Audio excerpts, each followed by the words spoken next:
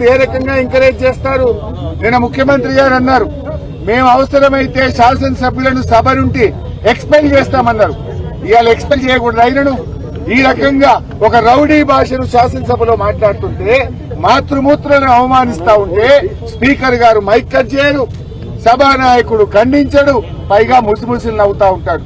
నిజంగా మీకు మాతృమూత్రుల మీద గౌరవం ఉంటే, మహిళల మీద మీకు గౌరవం ఉంటే తక్షణమే ఆ శాసనసభ్యుడిని ఎక్స్పెల్ చేయాలని చెప్పి మేము బీఆర్ఎస్ పార్టీ తరఫున డిమాండ్ చేస్తా ఉన్నాం.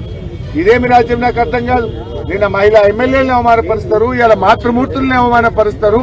అంటే అసలు ఎవరైనా మాతృత్వం విలువ తెలియని వాళ్ళు ఈ రకంగా మాట్లాడతారు తప్ప ఇది మంచి పద్ధతి కాదు.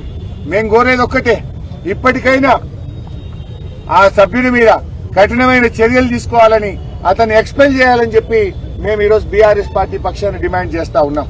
అంటే మొత్తంగా మహిళల్ని కించపరిచే విధంగా, మహిళల్ని అవమానపరిచే విధంగా ఈరోజు మాట్లాడారు. కొంతమంది కాంగ్రెస్ పార్టీ మహిళా ఎమ్మెల్యేలు నిన్నొచ్చి మా సబితక్క మీదనో కోలక్ష్మి గారి మీద మాట్లాడారు. మరి ఈ రోజు మీ చెవులలో మీకు వినబడతలేవా? ఒక తల్లుల్ని పట్టుకొని, మహిళల్ని పట్టుకొని ఆ రకంగా మాట్లాడుతూ ఉంటే ఆ కాంగ్రెస్ పార్టీ మహిళా మంత్రులు, శాసనసభ్యులు ఎందుకు స్పందించరు అని నేను అడుగుతా ఉన్నా. ఇదా శాసనసభ నడిపించే తీరు? మన పిల్లలకు మనం ఇదేనా నేర్పేది? ఈ భాష చూసి మన పిల్లలు రేపు ఏమనుకుంటారు? తెలంగాణ శాసనసభ యొక్క పరువును, ప్రతిష్టను మంట కలిపారు. తెలంగాణ శాసనసభ గౌరవాన్ని తల దించుకునే విధంగా ఈ రోజు శాసనసభ నడుస్తా ఉంది.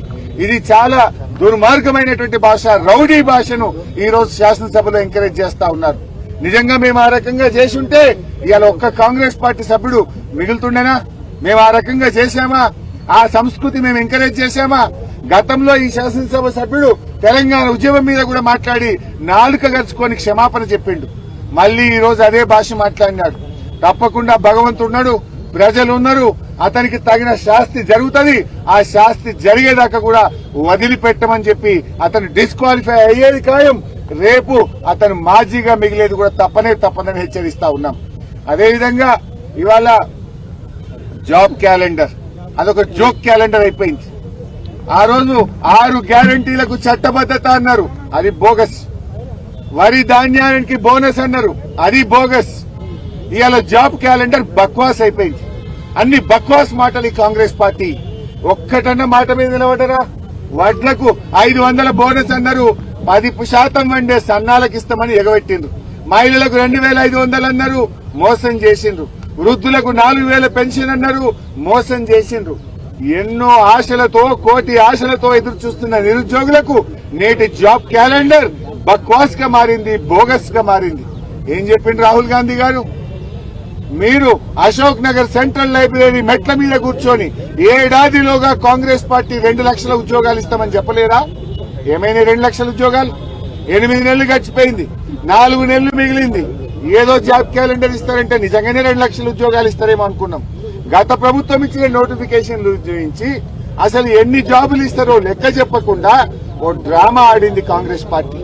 అది బోగస్, అది బక్వాస్ అని వాళ్ళకి తెలుసు కనుకనే దాని మీద చర్చ లేదు అంటున్నారు. ఓన్లీ సభలో పెడతారట, పారిపోతారట.